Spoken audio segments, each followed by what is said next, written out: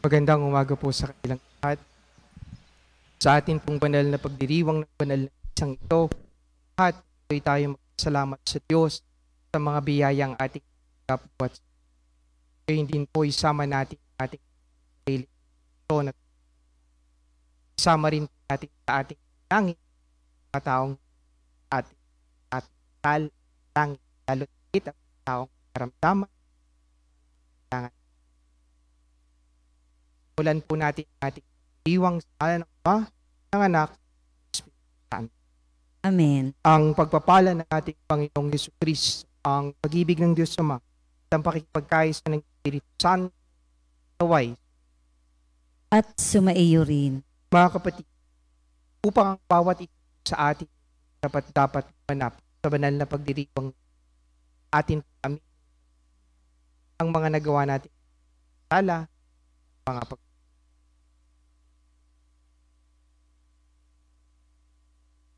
inaamin Sa makapangyarihang Diyos at sa inyo mga kapatid, na lubha akong nagkasal sa isip, sa salita at sa gawa, at sa aking kaya isinasamo ko sa sa mahal na mahal na Birheng sa lahat ng mga anghel at mga banal at sa inyo mga kapatid, ako'y panalangin sa Panginoong ating.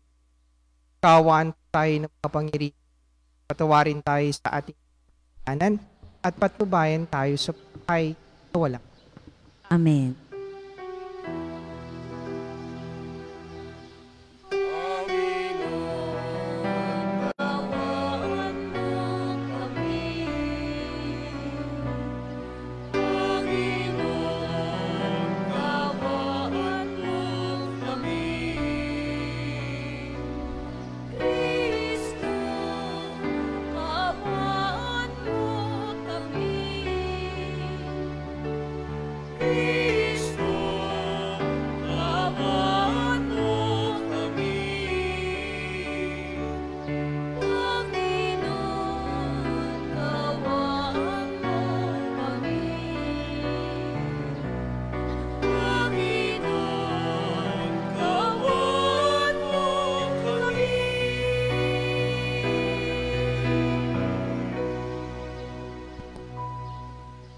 Manalang tayo.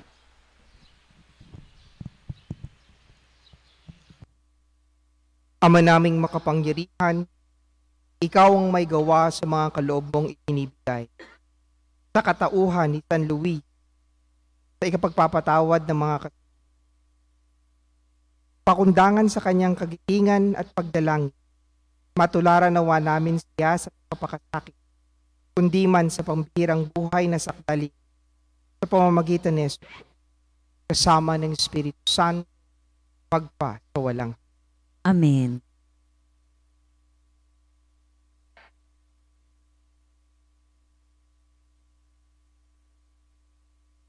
Pagbasa mula sa ikalawang sulat ni Apostol San Pablo sa mga taga-Korinto. Mga kapatid, tandaan ninyo ito, ang naghahasik ng kakaunti ay mag-aani ng kakaunti, at ang naghahasik naman ng marami ay mag-aani ng marami. Ang bawat isa'y dapat magbigay ayon sa sariling pasya, maluwag sa loob at di napipilitan lamang. Sapagkat ang ibig ng Diyos ay kusang pagkakaloob. Magagawa ng Diyos na pasaganain kayo sa lahat ng bagay, higit pa sa inyong pangangailangan, upang may magamit kayo sa pagkakawang gawa. Gaya nga ng sinasabi ng kasulatan, siya'y namumudbod sa mga dukha. Walang hanggan ang kanyang kabutihan. Ang Diyos na nagbibigay ng binhing ihahasik at tinapay na makakain, siya ring magbibigay sa inyo ng binhi at magpapalago nito upang mamunga ng sagana ang inyong kabutihang loob. Pasasaganahin niya kayo sa lahat ng bagay para lalo kayong makatulong sa marami. Sa gayoy dadami ang magpapasalamat sa Diyos dahil sa inyong tulong na dadalhin ko sa kanila. Ang salita ng Diyos. Salamat sa Diyos. Salmong tugunan, mapalad siya na may takot sa Diyos na magandang loob. Mapalad siya na may takot sa Diyos na magandang loob. Mapalad ang tao na may takot sa Diyos, siyang sumusunod ng buong alindog. Ang kanyang lipi magiging dakila, pari mga angkan ay pinagpapala. Mapalad siya na may takot sa Diyos na magandang loob. Magiging sagana sa kanyang tahanan, katarungan niya'y walang katapusan. Ang taong matuwid may bait at tabag, kahit sa madilim, taglay ay liwanag. Mapalad siya na may takot sa Diyos na magandang loob. Mabait na lubha lalo sa mahirap. Ang pagiging matuwid ay di nagwawakas. Buong karangalan siyang itataas. Mapalad siya na may takot sa Diyos na magandang loob.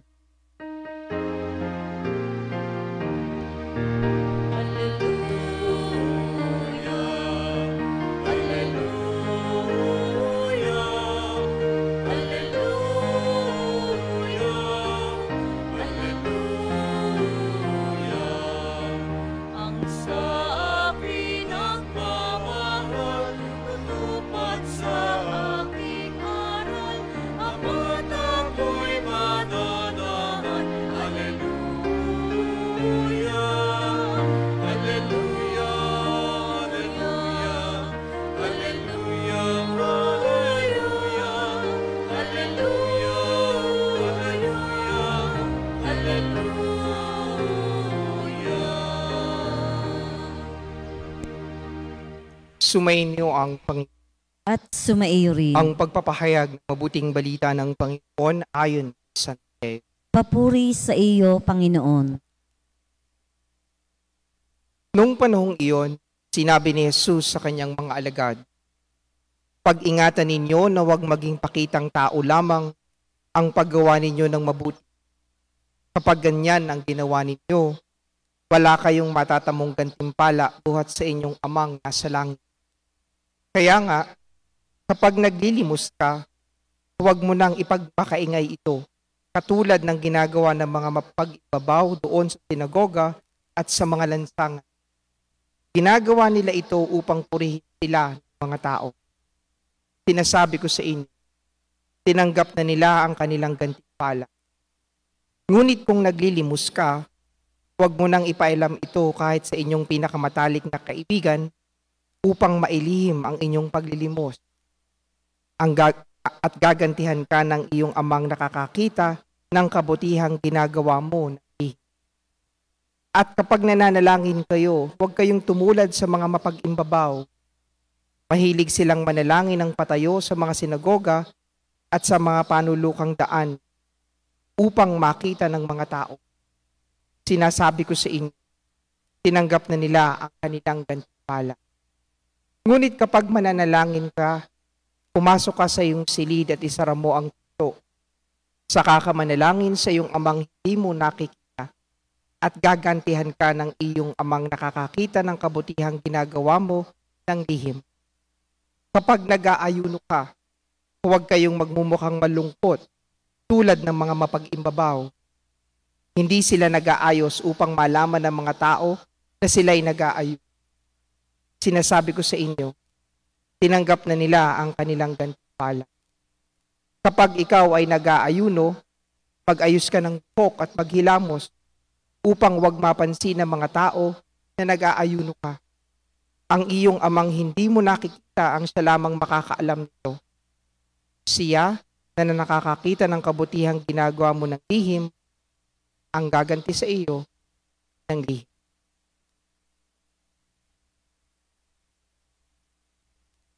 Mga kapatid, ang mabuting balita ng Panginoon. Pinupuri ka namin, Panginoong Hesukristo. Ang iyong ama na nakakakita ng kabutihang ginagawa mo ng lihim, ang gaganti sa iyo. Mga kapatid, ako po ay may tanong sa inyo. Bakit po natin ginagawa ang mga bagay na ginagawa natin? Ulitin ko po ang why do we do things the way how we do? Bakit natin ginagawa ang mga bagay na ginagawa natin? Sinimulan ko po ang aking idea sa tanong na ito dahil ang atin pong mga pagbasa ngayong araw na ito ay nagpapaalaala tungkol sa kung ano ang motibasyon natin araw-araw sa paglilingkod natin. Atin pong napakinggan ang 3 fundamental things, 3 bagay na ginagawa natin kalimitan sa simbahan. Ito rin po ang tinitira ng ating Panginoong Jesucristo nung kanyang kapanahunan. Dahil ang mga Hudyo, ito po yung kanilang ginagawa. Paglilimos, pag-aayuno, at pagdarasal. Pero ang tinatanong ni Jesus, bakit natin ginagawa ang mga bagay ni What is the motivation behind why we do this? Kasi daw po minsan, tayo ay nahuhulog sa temptasyon na gumagawa tayo ng magagandang bagay, kagaya po ng ang pagdadasal, pag-aayuno, pagsasakripisyo. Ang mga ito sa kanilang sarili ay magagandang bagay. Magdasal maganda, ang mag-ayuno maganda, ang magsakripisyo maganda. Pero ito po ay nawawala ng kahulugan depende sa motibasyon natin. Sabi nga po ni Jesus, minsan, tayo daw po ay pumapatak o nahuhulog sa temptasyon na gumagawa tayo ng magagandang bagay sa maling dahilan. Tanong ko po sa inyo, bakit tayo pumupunta sa simbahan? Bakit tayo nagdarasal? Bakit tayo nagbibigay ng limos sa simbahan? Para masabing, ay, ako'y laging nasimba araw. Ay, ako ay laging nagdarasal araw. Pero mga kapatid, ang pinapaalala po sa atin ng ating mga pagbasa ay ito. Kung tayo ay nagdarasal araw-araw, kung tayo ay nagsasakripisyo araw-araw, kung tayo ay naglilimo sa simbahan, ang atin po bang relasyon sa Diyos ay lumalalim at nagkakaroon ng our relationship with God becomes deeper and deeper every time we pray, every time we give alms, every time we do sacrifice. Kasi ipinapaalala po ni San Pablo sa ating unang pagbasa, kung tayong lahat ay gagawa ng kabutihan, itong kabutihan ito ay all for the greater glory of God. Kasi minsan, sabi nga po, gagawa ako ng mabuti para mag-isik. Gagawa ako ng mabuti para ako'y maging maayos. Pero para sa Diyos, para kay Jesus, para sa ating lahat at pagpapaalala para sa ating, ginagawa natin ang mga bagay para magkaroon tayo ng malalim na pakikipag-ugnayan. Kasi kung wala po, baliwala ang mga bagay. Isa pong naalala kong tinuro sa aking professor, 2 bagay. Alam niyo po ba ang pagkakaiba sa salitang driven at drawn? Sa driven daw po, salitang driven, tayo daw po ay itinutulak gumawa ng magagandang bagay. Hindi po yun masama dahil tayo gumagawa ng magagandang bagay. Pero, ang sabi ng aking professor sa amin, the word driven should not be stagnant. Hindi lang daw po dapat driven lang. Dapat maging drawn. Dapat tayo ay inaanyahang gawin ng mga bagay. 2 different words. Driven and drawn. Isa, itinutulak. Gawin ng mga bagay. Ang isa, tayo'y inaanyahang gawin ng mga bagay. Dahil alam natin ito'y tama. Babalik po ako doon sa aking bakit po natin ginagawa ang mga bagay na ginagawa natin? Ang dahilan po ba ay tayo'y itinutulak na gawin ito? O dahil dahil ito'y maganda, tayo po'y naaak. Ito mga kapatid, ang pinapaalala sa atin. Pagbasa at ibang, ano ang motibasyon? Bakit po natin ginagawa ang mga bagay na ginagawa? Ito po ba'y para tayo maging sikat, tinutulak, o o para po tayo magkaroon ng magandang pakikipag-ugnayan. Dahil atin pakatatag, ang Diyos ay Ama natin. Lagi siyang nandiyan, pag-alaga, magbigay ng biyaya. Kaya ang ating taganang ating hinihingi sa atin na gawin natin ang mga ginagawa natin dahil gusto nating magkaroon ng malalim na pakikipag-ugnayan sa Kanya. Magsitayo po. Manalangin tayo sa Diyos ng katotohanan at pag-ibig para sa mga biyaya ng katotohanan at katapatan sa simbahan at sandaigdig. Sa bawat panalangin ng ating tugon, Panginoon, tingin mo ang aming panalangin. Panginoon, dinggin mo ang aming panalangin.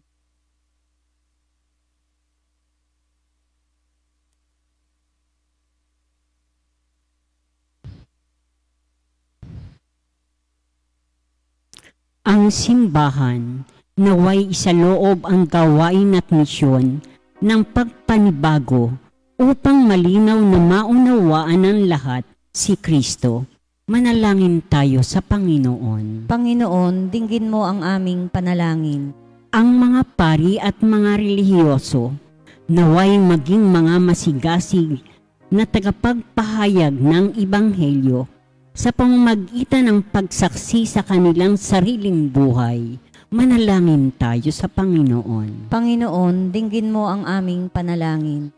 Ang mga lingkod pang mamamayan o komunidad naway maging tapat at hindi makasarili sa kanilang gawain ng paghahatid ng katarungan, karangalan at pagkakaisa sa mga taong kanilang pinaglilingkuran.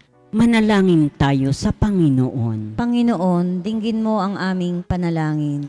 Ang mga may sakit at mga nabibigatan sa buhay, naway makita ang di karaniwang pag-ibig at pagkalinga ng Diyos sa pamamagitan ng kanilang mga kapamilya, nag-aalaala sa kanilang kapakanan. Manalangin tayo sa Panginoon. Panginoon, dinggin mo ang aming panalangin. Ang mga yumao, naway masiyahan sa walang hanggang kapayapaan ng Diyos. Manalangin tayo sa Panginoon. Panginoon, dinggin mo ang aming panalangin. Sa sandali po ng katahimikan, isama natin ang ating mga pansariling intensyon at mga panalangin.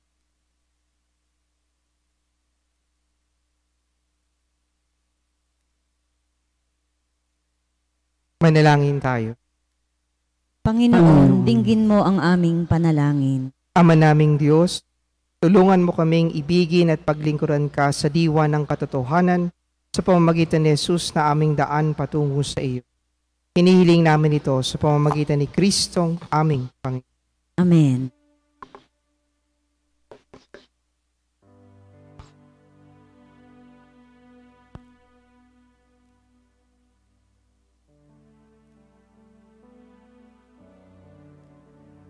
Kapuri-puri ka Diyos sa mga lumikha sa libutan. Sa iyong kagandahang loob, narito ang aming maiaalay mula sa lupa at bunga ng aming paggawa. Ang tinapay na ito para magpagkaing magbigay buhay. Kapuri-puri ang poong may kapal, ngayon at kailanman.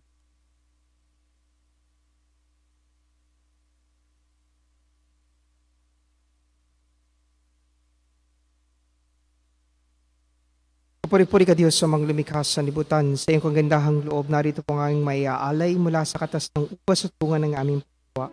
Ang alak na ito para maging inuming nagbibigay ng Kapuri-puri ang poong may kapal, ngayon at kailanman.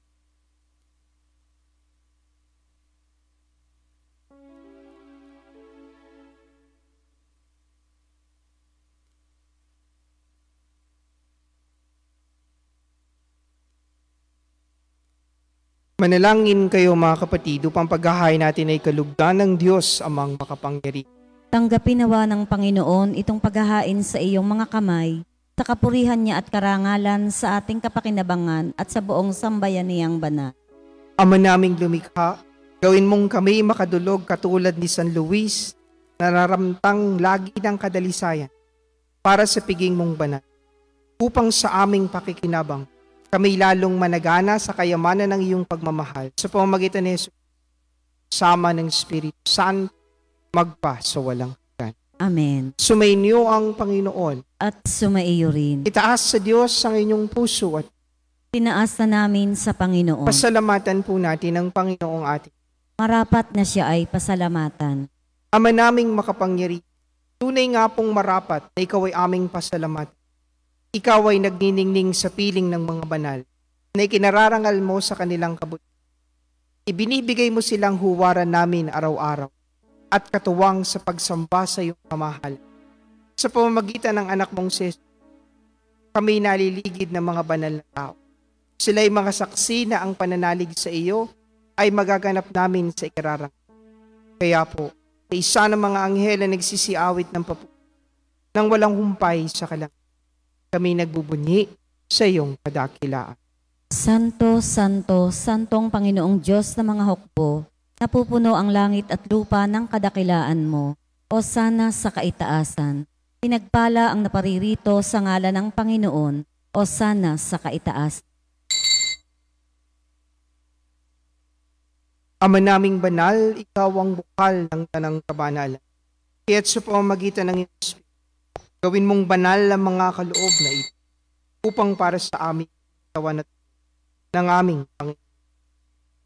Bago niya, pinagtiis ang kusang loob na maging handog, hinawakan niya ang tinapay, pinasalamatan, pinagati-hati, iniabot sa kanyang mga alagad. Tanggapin ninyong lahat ito at kanin. Ito ang aking katawan na inihahandog para sa iyo.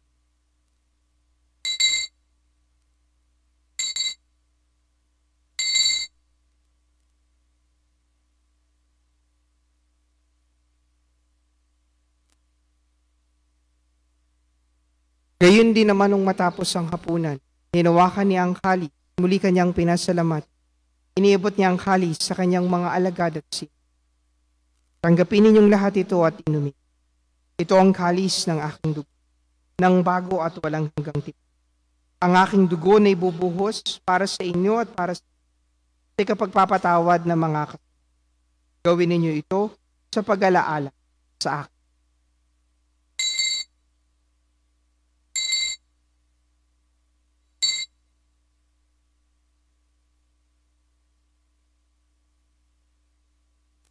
Ipagbunyi po natin ang misteryo ng pananampalataya. Si Kristo'y namatay, si Kristo'y nabuhay, si Kristo'y babalik sa wakas ng panahon. Ama, ginagawa po namin ngayon ang pag-alaala sa pagkamatay at muling pagkabuhay ng iyong anak. Kaya't iniaalay namin sa iyo ang tinapay, ibigay buhay, at ang kalis na nagkakaloob ng kaligtasan. Kami po ay nagpapasalamat dahil kami iyong minarapat at tumayo sa harap mo para maglingkod. Isinasamo po namin kami magsasalo-salo, katawan at dugo ni Kristo ay mabuklod sa pagkakaisa sa pamamagitan ng Santo. Ama, tingapin mo po ang iyong simbahang laganap. Puspusin mo po kami sa pag-ibig. Isa ni Francisco na aming Santo Papa at ni Gilbert na aming Arsobispo at ng Tanang. Alalahanin mo rin po ang mga kapatid naming nahimlay na may pag-asang sila'y muling mabubuhay. Gayon din ang lahat ng mga pumanan. Kaawaan mo po sila at patuloyin sa iyong kaliwanagan. Kaawaan mo po at pagkapatin kaming lahat na makasalo sa iyong buhay na walang wakas.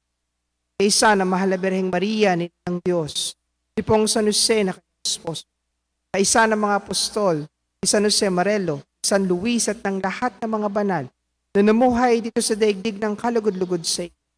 Maipagdiwang po nawa namin ang pagpupuri sa ikararang sa pamamagitan ng iyong anak na aming Panginoong. Sa pamamagitan ni Kristo, kasama niya at sa Kanya, ang lahat ng parangal at papuri ay sa iyo, Diyos sa mga makapangyarihan.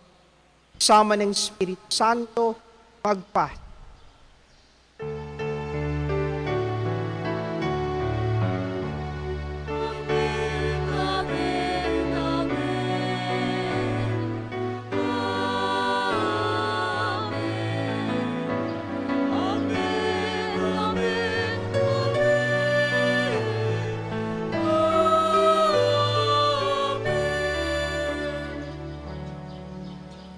Sa tagubiling naman nakagagaling na utos sa turo ni Jesus na Panginoon natin at Diyos, ipahayag po natin ang lakas.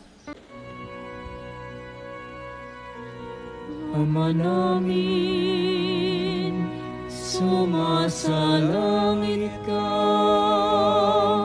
sambahin ang ngalan mo, mapasa amin ang kaharian mo, sundin ang loob mo dito sa lupa para nang sa langit. Bigyan mo kami ngayon ng aming kakanin sa araw-araw. At patawarin mo kami sa aming mga sala para ng pagpapatawad namin sa nagkakasala sa amin. At huwag mo kaming ipahintulot sa tukso, at iadya mo kami sa lahat ng masama. Hinihiling po namin kami adya sa lahat pagkalooban ng kapayapaan araw-araw. Iligtas sa kasalanan, tayo sa lahat ng kapahamakan, samantalang aming pinananabikan ng dakilang araw ng papahayag ng tagapagligtas naming Yesu. Sapagkat iyo ang kaharian at ang kapangyarihan at ang kapurihan magpakailanman. Amen. Panginoong Jesucristo, sinabi mo po sa iyong mga apostol, kapayapaan ang iniiwan ko sa iyo. Ang aking kapayapaan ang ibinibigay ko sa iyo. Tungayin mo po ang aming pananampalataya. Huwag ang aming mga pagkakasala. Pagkalooban mo po kami ng kapayapaan at pagkakaisa ayon sa iyo, kasama ng Espiritu Santo, magpa sa wala. Amen. Ang kapayapaan ng Panginoon ay laging sumayo. At sumaiyo rin. Mga kapatid, magbigayin kayo ng kapayapaan.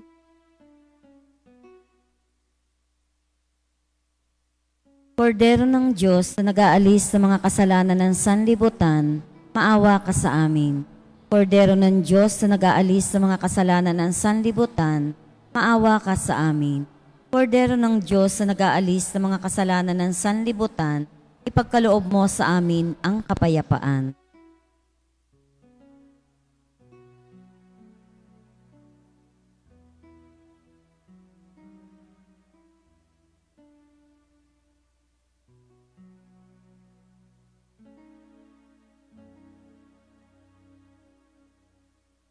Mga kapatid, narito ang ating Panginoon Kristo, ang nag-aalis sa mga kasalanan. Kapalad ang mga inaniyahan kanya. Panginoon, hindi ako karapat-dapat na magpatuloy sa iyo, ngunit sa isang salita mo lamang ay gagaling na ako.